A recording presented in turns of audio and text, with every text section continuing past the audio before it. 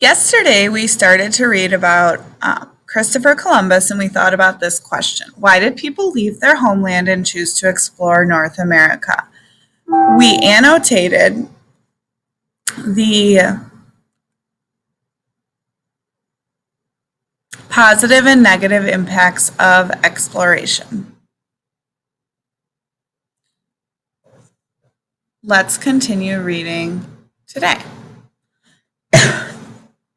The Spanish conquest of the Americas. So we know that Columbus has settled in the Dominican Republic. Let's see what happens now.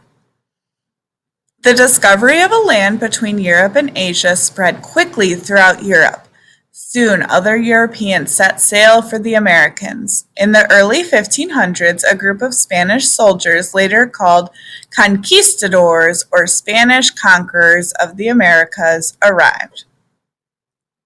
So thinking about that, why did the conquistadors leave Europe? Why did they leave Spain? Hernan Cortez was a conquistador who led an expedition or organized journey to Mexico in 1519.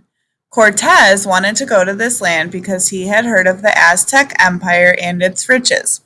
An empire is a group of nations or people ruled by a single group or leader. Cortez planned to conquer the Aztec and claim the Aztec riches for Spain. He gathered an army of Spanish soldiers and Indians who resented Aztec rule. Cortez led them into the grand city of Tenochtitlan, the Aztec capital. Cortez was impressed by the city and the Aztec leader Moctezuma. He wrote to the Spanish king, "Of Moctezuma and the wonderful grandeur and the state that he maintains, there is so much to be told." Hernan Cortez, letter to King Charles of Spain, 1520. So that is our primary source. That's what he said during his exploration. Moctezuma was welcoming to Cortez, and his crew gave him gifts because the monarch thought Cortez was a god.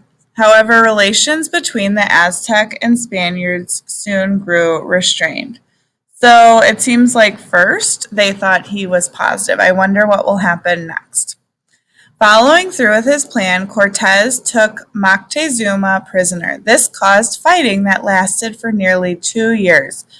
So we can see here this is a negative effect of settling in the Americas. So Cortez took Moctezuma prisoner, and this caused fighting that lasted for nearly 2 years.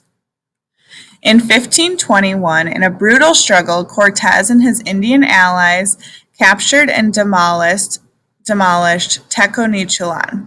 The Spanish later built Mexico City on the ruins of Tenochtitlan. So we can see here that this would be a negative effect, is that Tenochtitlan was demolished, and this is where Mexico City was built. So that could be a positive, depending on how you look at it, that this new city was built. This painting shows a battle between Cortez's soldiers and Aztec warriors in Tenochtitlan. The Aztec used spears and wore quilted cotton armor. The conquistadors used guns and swords.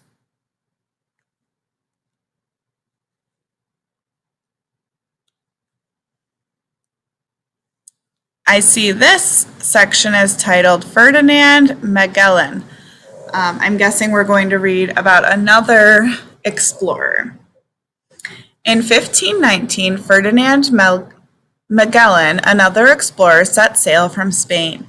He was an expert navigator who commanded 5 ships. He followed in Columbus's path, with hopes of reaching Asia by sailing west. So why did he go? Think about that. Okay. Magellan traveled south along the coast of South America until he found a strait or narrow waterway leading to the Pacific Ocean. From there, he thought the journey to Asia would be a short one, but he was wrong. He and his crew sailed for over 4 months before reaching land. His exhausted men were weak when they finally landed in the Philippines, off the east coast of Asia. Magellan's journey on land did not last long. Weeks after his landing, he was killed in a battle with people of the Philippines. His crew continued their journey back to Spain, but only one of his ships made it back home. This ship was the first ship to sail completely around the world. So thinking about Ferdinand Magellan, what were some of the positive implications and negative implications?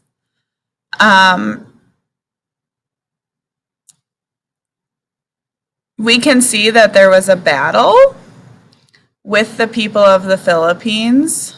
So they're battling over that land, and he died. So I would consider that negative because they were fighting. And then a positive impact would be that this ship was the first ship to sail completely around the world. So what we're going to think about today is let's compare and contrast the explorations of Cortez and Magellan. How are they similar and how are they different? Well, we started out with they both traveled from Spain to the Americas. How are they different? Well, I can see here that